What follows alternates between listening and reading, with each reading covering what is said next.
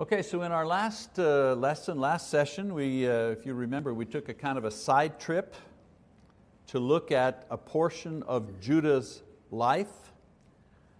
Judah was Jacob's fourth son, and if you remember correctly, I explained that the purpose of the story of Judah in chapter 38 was to explain the background of Jesus' genealogy from Jacob through Judah.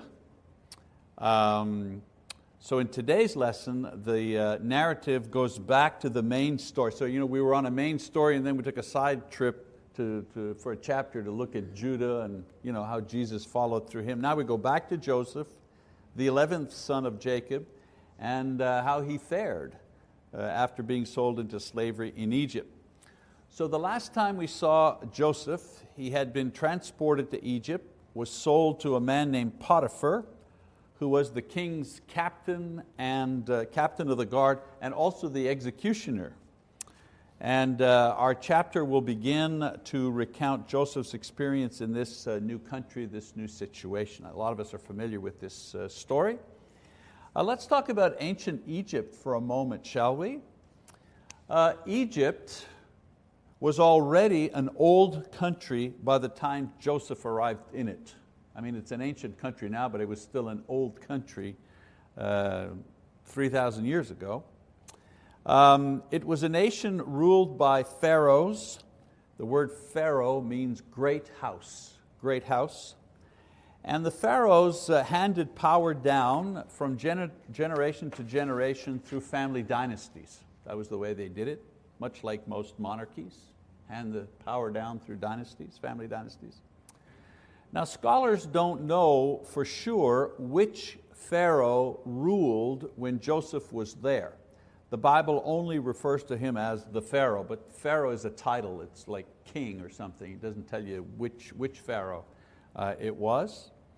Some believe that it was the Hyksos dynasty, because these particular rulers were foreign kings that had conquered Egypt, and they had a Semitic background. In other words, their family background was, you could trace them back to Shem, Noah's son, Abraham's ancestor. So this explains the favorable treatment that Joseph and his family received later on. Okay? Now in later centuries, these dynasties were forced out of power, and they were replaced by purely Egyptian pharaohs, kings, which some people suggest may explain why Joseph's ancestors were subsequently treated harshly. They weren't family anymore. They weren't related anymore to the pharaoh, even in an indirect way. And of course, this was done because the descendants of Joseph may have been seen as distant relatives of foreign kings that were now expelled. So they didn't want to repeat of what had happened in the past. Foreign powers come in, overtake the existing dynasty and so on and so forth. Anyway, some speculation on why Joseph was well treated afterwards. Nevertheless, Joseph is in a pagan country that had very low moral standards and practiced polytheism, which is the worship of many gods. So let's go into the chapter itself. Begin reading chapter 39, verse 1. It says, "Now Joseph had been taken down to Egypt, and Potiphar, an Egyptian officer of Pharaoh, the captain of the bodyguard, brought him from the Ishmaelites who had taken him down there. The Lord was with Joseph, so he became a successful man, and he was in the house of his master, the Egyptian. Now his master saw that the Lord was with him, and how the Lord caused all that he did to prosper in his hand. So Joseph found favor in his sight and became his personal servant. And he made him overseer over his house, and all that he owned he put in his charge. It came about that from the time he made him overseer in his house and over all that he owned, the Lord blessed the Egyptian's house on account of Joseph. Thus the Lord's blessing was upon all that he owned in the house and in the field. So he left everything he owned in Joseph's charge, and with him there he did not concern himself with anything except the food which he ate. Now Joseph was handsome in form and appearance." So Potiphar, it says here, was captain and chief executioner. Interesting, the word officer here means eunuch. He was a eunuch. Now at that time it was common in those days to castrate high officials to prevent them from interfering in the king's harem or staging some sort of military coup in order to begin a family dynasty of their own. So that was one way that they did it. Anybody who rose to high power, close to the center of power, close to the Pharaoh, was a eunuch. Potiphar may have agreed to this to reach high office after marriage, or his wife married him to reach a high social plateau without regard to his sexual limitations. Nevertheless, that was the situation at the time. That casts a little bit of light on what is going to take place in the future. As I say, this part also gives us a good physical and character description of Joseph, which the Bible doesn't always do. It doesn't take a whole paragraph to just describe the character and the physical appearance of someone. So it tells us that Joseph was handsome and intelligent. Very rarely does the Bible mention about a person, whether they're beautiful or handsome. Sometimes women are mentioned as being beautiful, lovely of form, but rarely do they talk about men being handsome.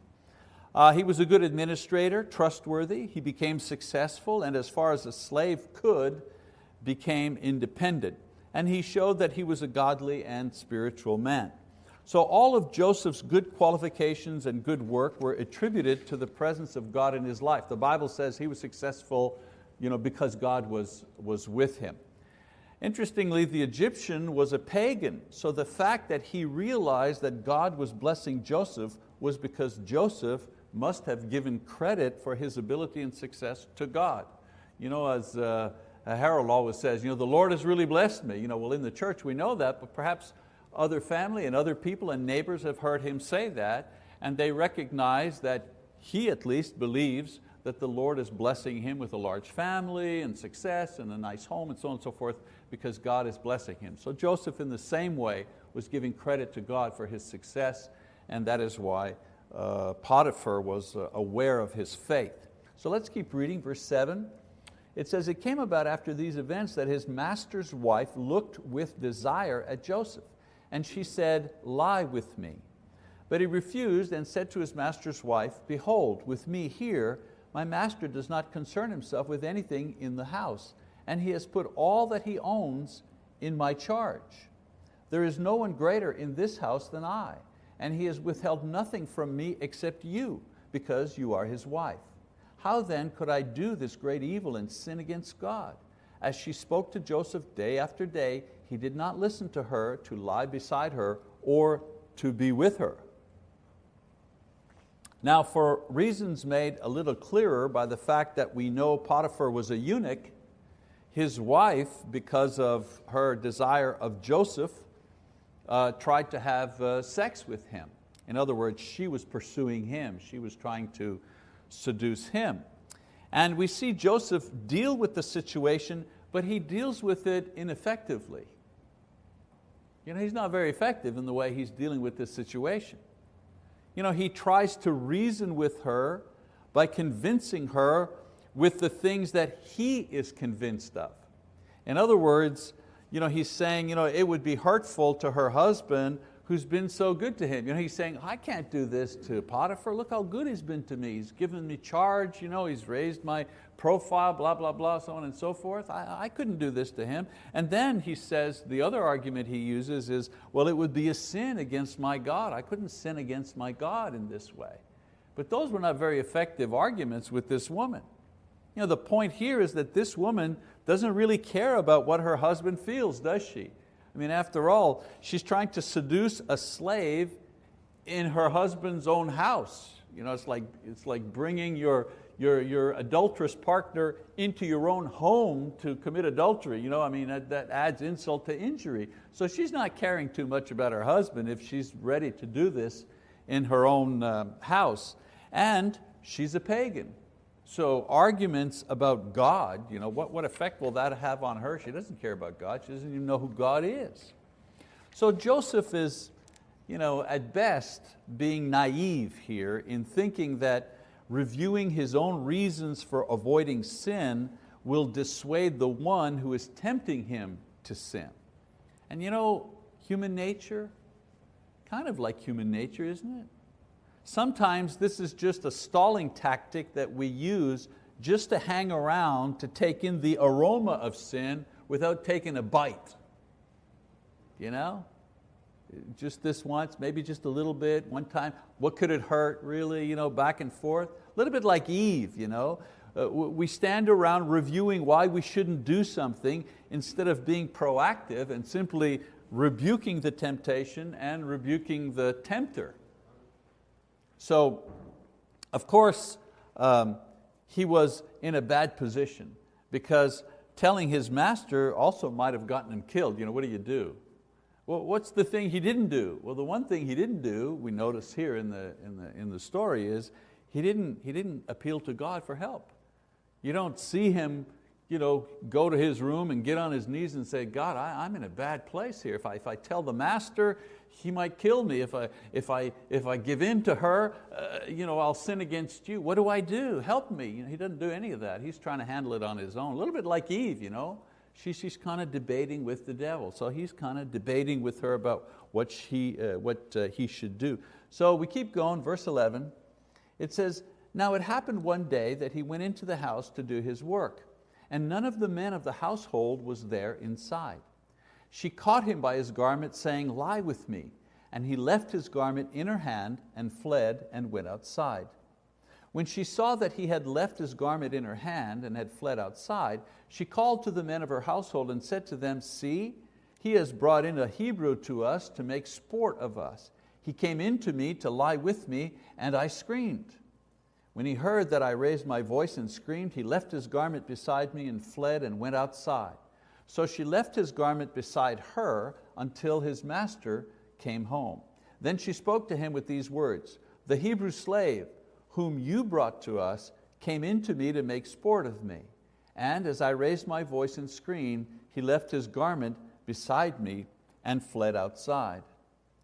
Now when his master heard the words of his wife, which she spoke to him, saying, this is what your slave did to me, his anger burned. So Joseph's master took him and put him into the jail, the place where the king's prisoners were confined, and he was there in the jail. So the seduction fails, and the wife is angry and, of course, humiliated. I mean, after all, she's the master's wife, she's trying to seduce him, so on and so forth. And the slave, imagine a slave says, no thank you. So she is humiliated and angry, and what does she do? Well, she cries rape, right?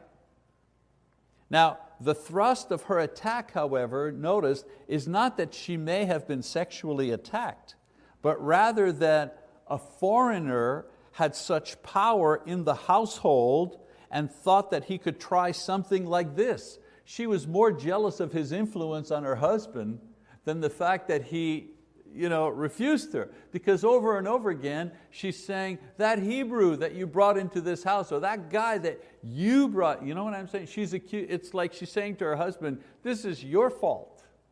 You brought that guy in here and look what he did. Boy, talk about boldness. He thought he has so much influence that he actually thought he could come in here and try to attack me in my own house. So she's less afraid about the sexual aspect and more angry about perhaps the loss of influence that she's had. I want you to note something else that's really interesting.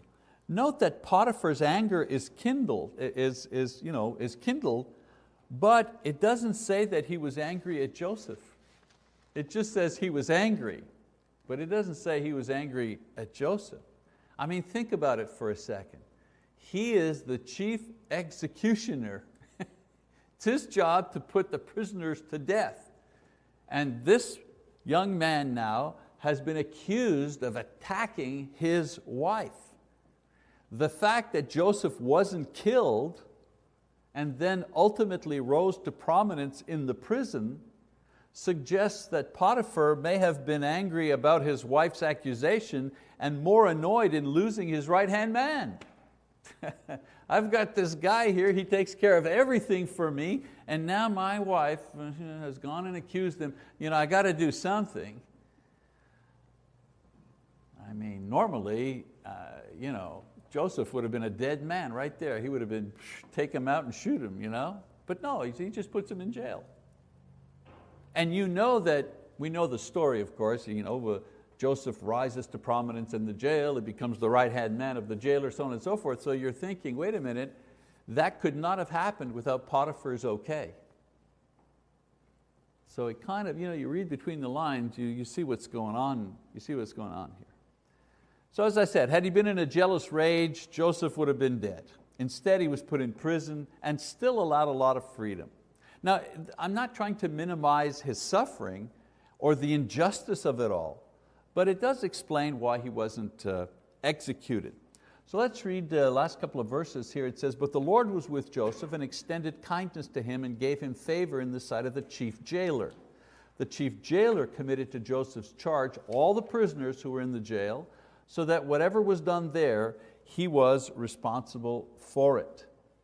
The chief jailer did not supervise anything under Joseph's charge because the Lord was with him, and whatever he did, the Lord made to prosper." So kind of history repeats itself. Joseph, the cream rises to the top, so to speak.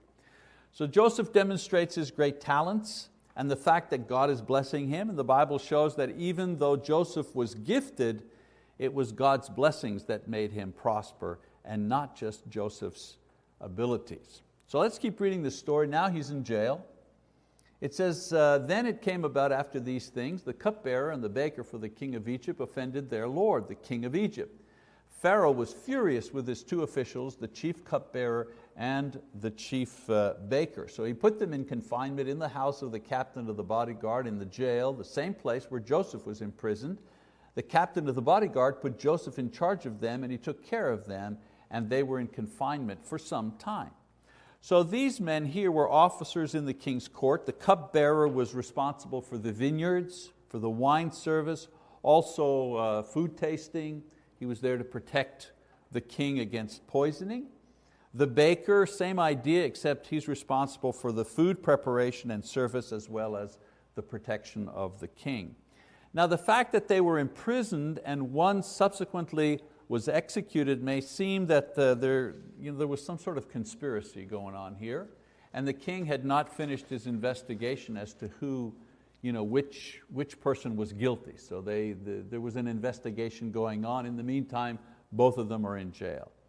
So while the investigation is pending, both are in prison and both come in contact with Joseph. And the fact that Joseph served and saw to their needs says that they were well treated while the investigation went on. In other words, you never notice if you're poor and without work and you commit a crime, you go to jail and you're doing a hard time. But if you're the president of a big multinational corporation or something and you go to jail, well, sometimes you don't always go to that same jail. You go to a kind of a fancier jail, that looks more like a camp than a jail. Well, this is something like this here. The high officials, they're well treated while the investigation is going on. So let's keep reading. In 5 it says, "Then the cupbearer and the baker for the king of Egypt, who were confined in jail, both had a dream the same night, each man with his own dream and each dream with its own interpretation. When Joseph came to them in the morning and observed them, behold, they were dejected. He asked Pharaoh's officials who were with him in confinement in his master's house, 'Why are your faces so sad today?' Then they said to him, 'We have had a dream and there is no one to interpret it.' Then Joseph said to them, 'Do not interpretations belong to God? Tell it to me, please.'" So Joseph had much experience with dreams, we know that, and especially concerned regarding the dreams which had troubled them so much. He declares that God is the interpreter of the dreams because dreams are usually about the future in the Bible. We dream about things going on, or if we had too much pizza before we went to bed. But in the Bible, when they talk about dreams, they usually the dreams are usually a precursor of something is happening in the future. And God knows the future. He controls time. So this is, in essence, why Joseph is saying, God is the one that interprets the dreams. And from this, we also learn that Joseph was aware of his own ability to interpret dreams given to him by God. So we read about what goes on. It says, "So the chief cupbearer told his dream to Joseph and said to him, 'In my dream, behold, there was a vine in front of me, and on the vine were 3 branches. And as it was budding, its blossoms came out, and its clusters produced ripe grapes. Now Pharaoh's cup was in my hand, so I took the grapes and squeezed them into Pharaoh's cup, and I put the cup into Pharaoh's hand. Then Joseph said to him, this is the interpretation of it. The 3 branches are 3 days. Within 3 more days, Pharaoh will lift up your head and restore you to your office, and you will put Pharaoh's cup into his hand according to your former custom when you were his cupbearer. Only keep me in mind when it goes well with you, and please do me a kindness by mentioning me to Pharaoh and get me out of this house. So the butler's dream is interpreted as a sign that in 3 days he'll be freed and he'll be restored to his old position. Now the fact that the branches gave grapes, which immediately presented to the king, showed that there was no tampering with the wine before it got to the Pharaoh. That's the secret of the dream.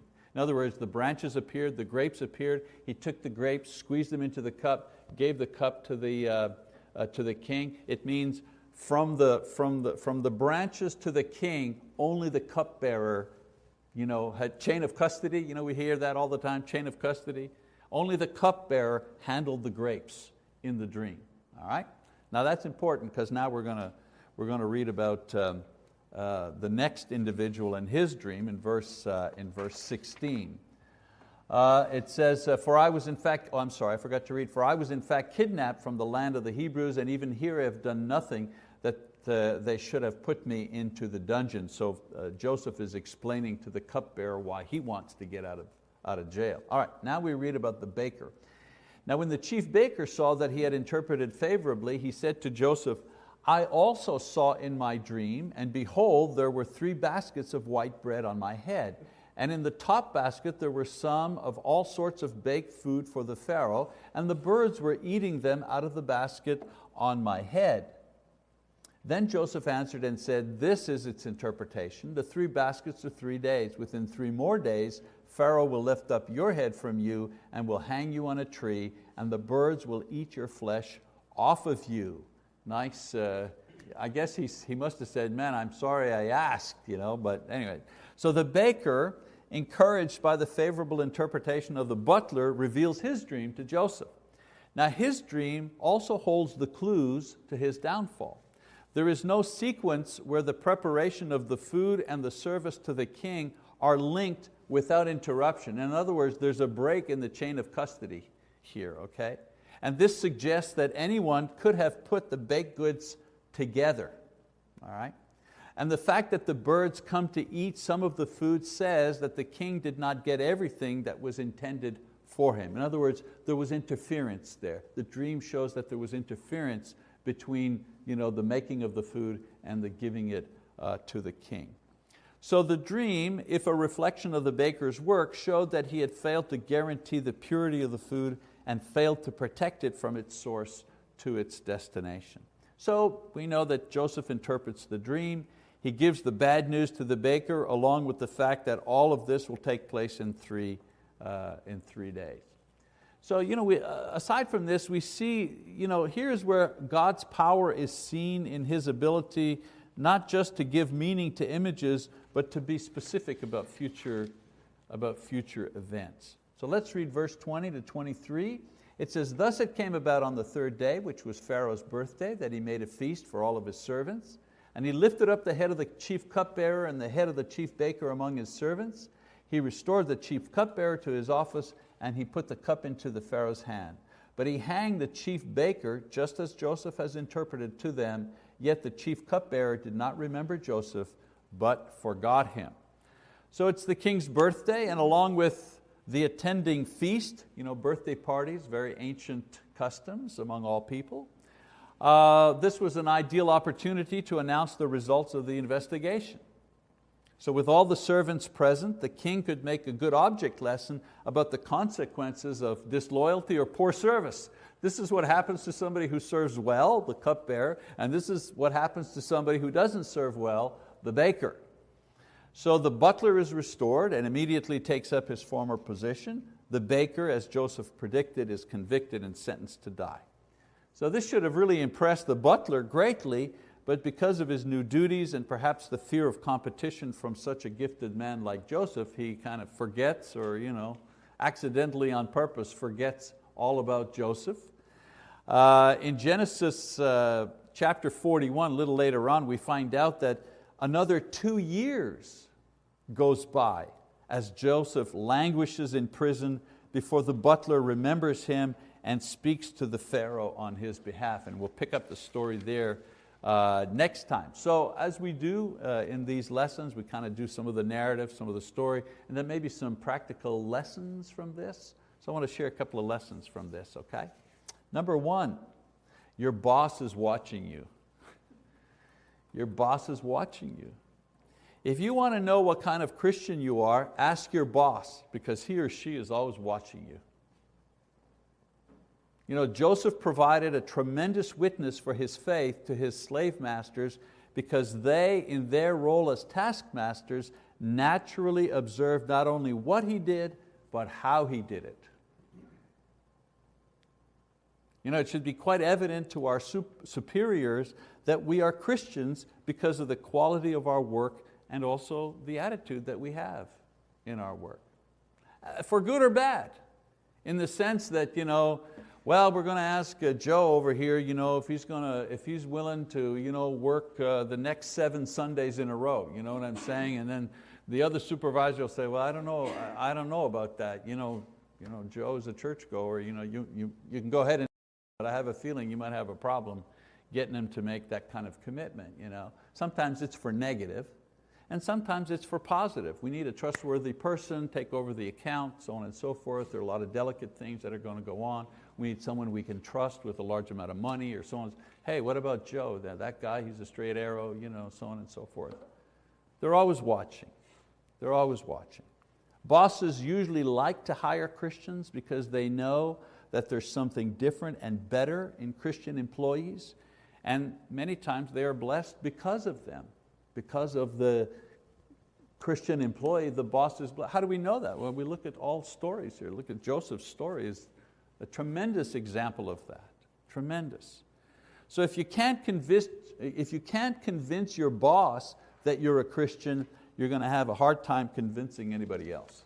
Because the boss is really, when I say the boss, your supervisor, whoever's over you in any capacity is watching you. All right? Lesson number 2 from this: run from temptation. Run, do not walk, run. You know, Joseph was young, he was cocky, he was ambitious, and he thought he could handle anything. I mean, after all, he survived the kidnapping. But Satan is smarter and stronger than we are by ourselves. So when you hear or see a poisonous snake, what do? You don't tease it, you don't come play with it, you know, you kind of get away from the thing.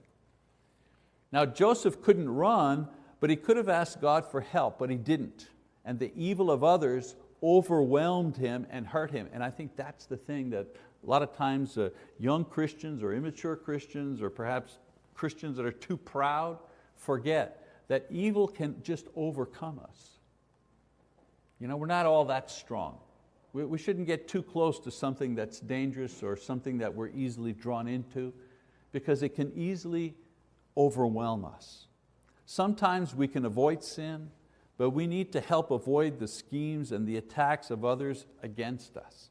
Remember, you know, Satan, you know, the Bible says that roams, you know, the land looking for someone to devour. It doesn't say for someone to tempt. The end game is for someone to actually devour, to destroy. Okay? So a wise man runs away not only from personal temptation, but runs away from the appearance and the occasion of sin so that he can avoid it touching him, even indirectly. I don't want it to touch me even indirectly. Because it's always a downer after. I don't know about you, but when I give in to my weakness, when I give in to sin, when I'm saying in my mind, I'm not going to answer back, I'm going to handle this as a good Christian, and then I let myself go and say something, I always regret it after. I was going, oh, why did I do that? I shoulda, coulda, woulda, but no, And then the other one that, this whole story is that God is a slow cook. I couldn't figure out any other way to say this. God is a slow cook. The best food is usually cooked slowly to preserve the flavor and not burn or dry up the ingredients. God is a slow cook because He takes all the time necessary to prepare people for certain works or certain service, certain ministry, or certain moments. God will take 10 years to set you up for a thing that'll happen in 60 seconds. For a critical decision or a pivot left or right, He'll prepare you 10 years for that moment. Joseph was 17 years old when he was sold into slavery, and he was then 30 years old when he was made the head of Pharaoh's court. 13 years as a slave in Potiphar's house and in prison. 13 years. That's a long time. For something he didn't do. He was completely innocent. So it may have seemed to him like wasted time for this young, intelligent, talented man to spend 13 years as a prisoner. But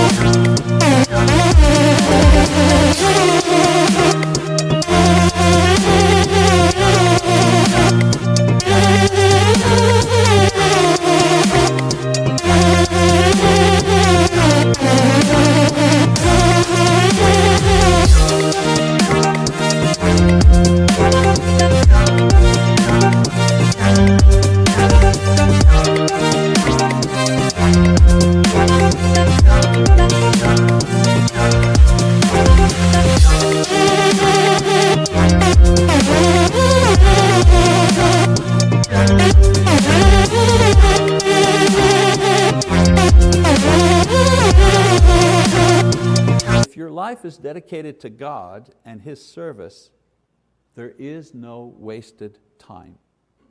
He uses every moment to either perfect your holy character, or prepare you for a specific ministry, or point you towards a person, or, as I said, get you ready for your 60 seconds. To me, it's amazing that you could live 80 years on this earth and your entire purpose, according to God, will have been used up in 60 seconds. One decision you make, one thing you don't do, or one thing you do, or left or right, 60 seconds. He'll prepare you a lifetime just for 60 seconds. And I am a witness, I can witness this, and certainly the story of Joseph witnesses this, that God gives you back the wasted years. He promises unlimited time in heaven if we submit our time to Him and our purpose to Him here on earth. But I can also tell you that God gives back the wasted years. The years you wasted in not knowing Him or not serving Him after you finally decide, you know what, I'm leaving that behind. I'm going to serve the Lord with my whole heart, with my whole soul. I'm going to do this thing, and you're into it. Once you're in the service of the Lord, once you're totally in submission to Him, following the Spirit, everything back there seems as nothing. It's nothing. Because what He is giving you in the now replaces all of the bad stuff in the past. And I only became a Christian when I was 30. That's a lot of years of living, you know what I'm saying? I lived as an adult for a long time before even knowing Christ, and wasted a lot of that time. And yet I look back on it and it's as if nothing. Everything that He's given me in Christ has, when they say 100-fold, has replaced that time there, that wasted time, has replaced it 100 times over. And that's at no matter what point in life that you make that decision, He gives you back the wasted years. Certainly He does for Joseph. Okay, so that's Joseph's, we're into the story, we're in the home stretch now, lesson 44. Joseph will be the last narrative in Genesis. All right, that's it. Thank you very much for your attention for this lesson.